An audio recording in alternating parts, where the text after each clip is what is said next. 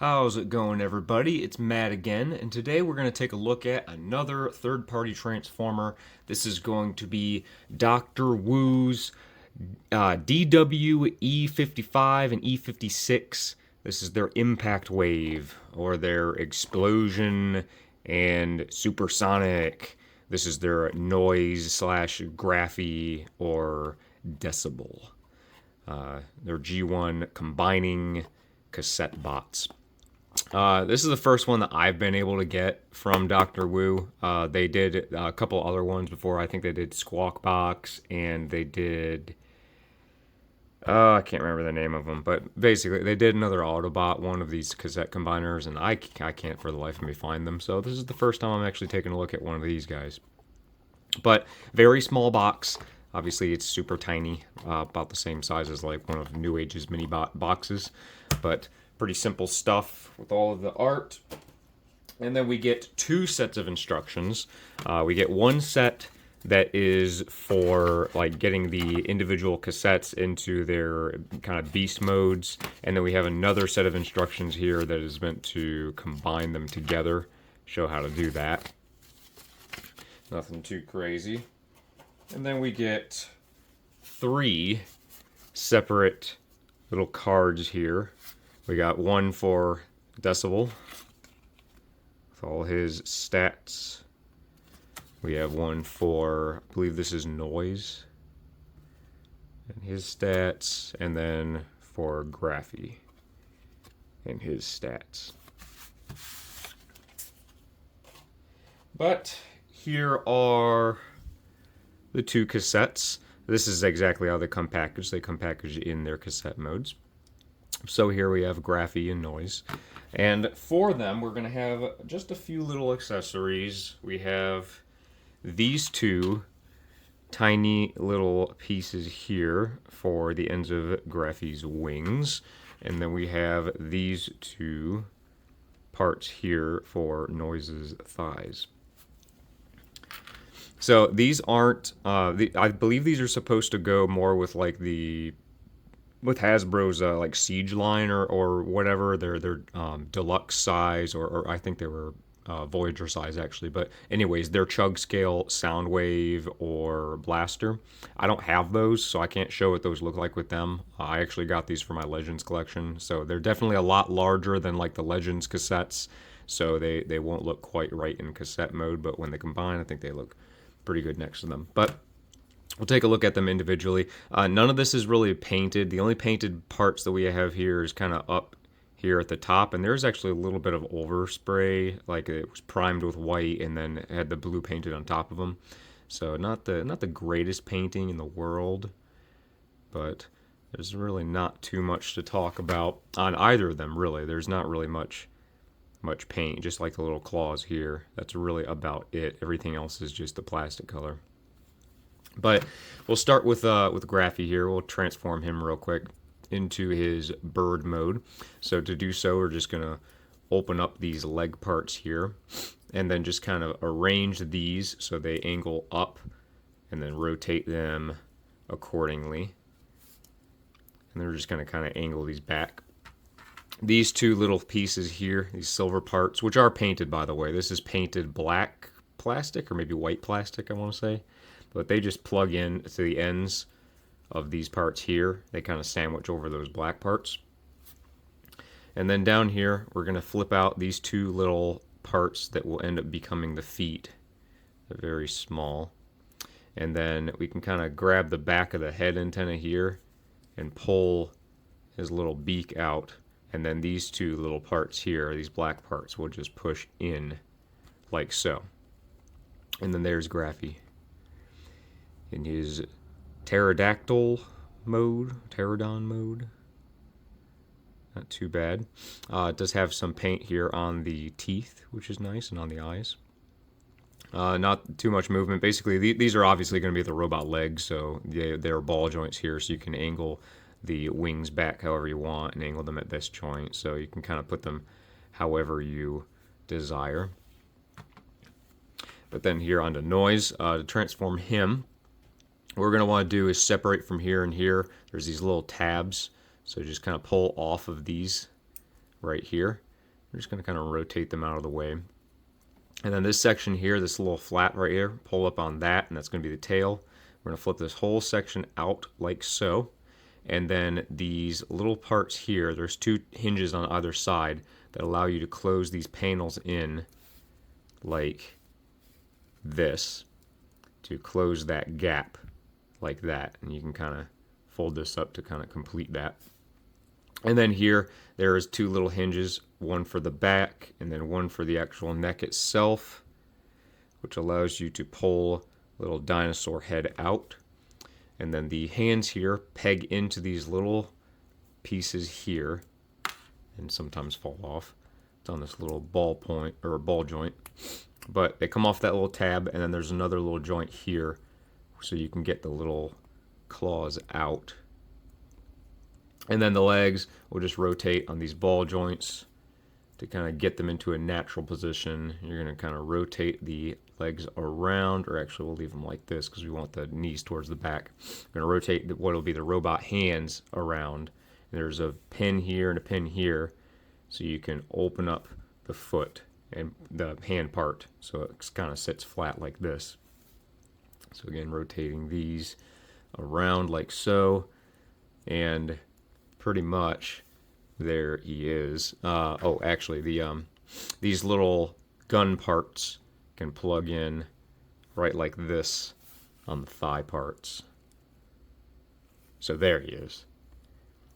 He's an all right looking like little T-Rex thing. Not too bad. Can I lift his head up a little bit more? But he's not too bad. He's got a really short, stubby tail, and you can't actually see the robot's head right there, which is kind of a bummer. But he's very tiny. He also kind of has trouble standing. It's hard to. There we go. Actually got him balanced, but he's a little wonky trying to get him to stand correctly. But pretty much there they are. There's the two individual cassette bots. But of course they can be combined to form Decibel. So we're going to pull these parts off, and then we're going to basically turn him back into his cassette mode. So just kind of put these back up here. We're going to put the dino head back away. And then these little panels here, we're going to open those back up and push them over to the side. And then basically we're just going to put the hands back how they were, and just going to rotate these ball joints around to face this way now. And then this entire section will rotate back down, and this can be kind of tricky getting his head out, but I've noticed that kind of like pushing up on this part helps it slide out. So his head pops out, and then we're just going to set that aside for now. And then Graphy here, we're going to take the silver parts off of him.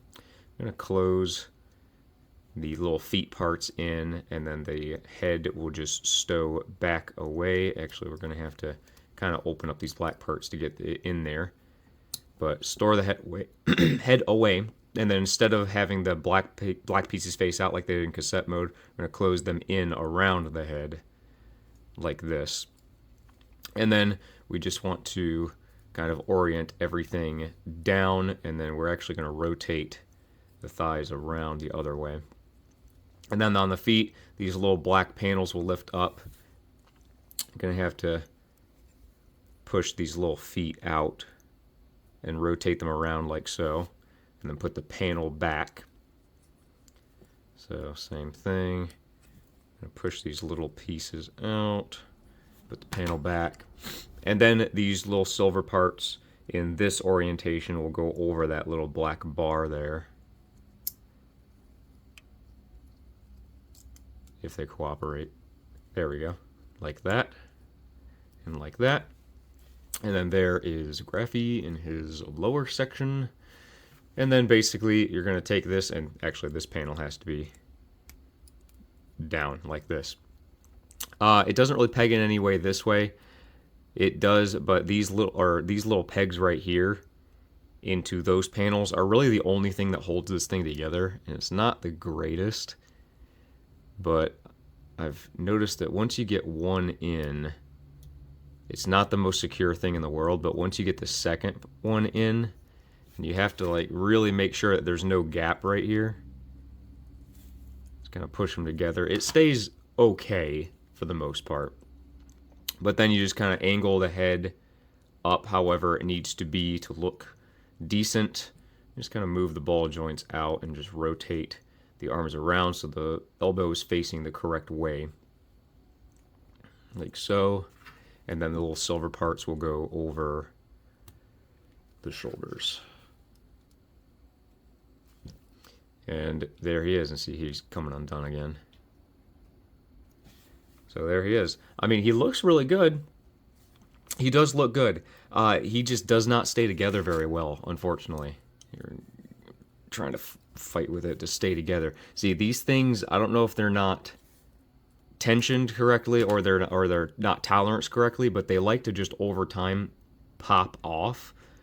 I don't know if I need to shave down those pegs or what, but he just doesn't really want to stay together.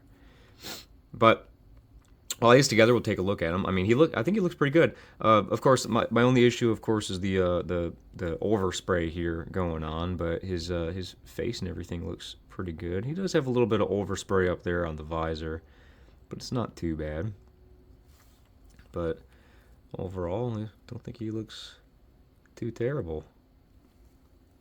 I do, of course, wish that he came with some kind of a blaster accessory or something, because he just kind of has, he is what he is. This is literally everything that you get in the box.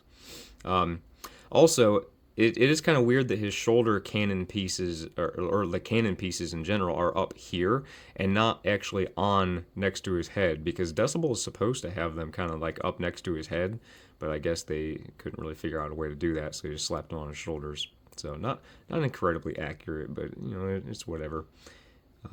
But as far as articulation, his head is on a ball joint and that little pin back here, so you can angle it up quite a bit, and the ball joint can move around as much as you have to, or you want it to, angle side to side a little bit. Ball joints in the shoulders, but again, if you try to move these things like at all, it's going to kind of untab this. So I'm going to kind of hold it in place, but you can rotate 360 degrees and you can get them out. But I noticed that on my left side here, the ball joint is a bit warped. So you see, I go from here and I start to push it in, and it just kind of like pulls itself into a position that it wants. The other side doesn't have the same issue, but for some reason this side is warped for me.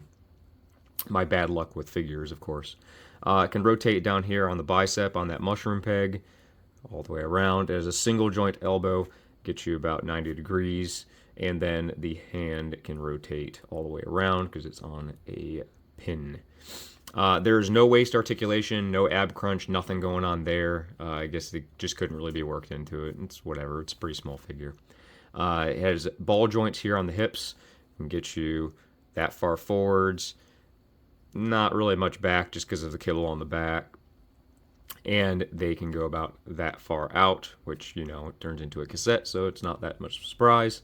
It is on a mushroom peg here on the thigh, so you can rotate them all the way around. And there is a single joint here at the knee, but with that silver part there, you can only get about 90 degrees. The foot can move in and out just because of the transformation, but in here on this black part, there is actually an ankle tilt. Kind of. More of a toe tilt than anything, but it's there.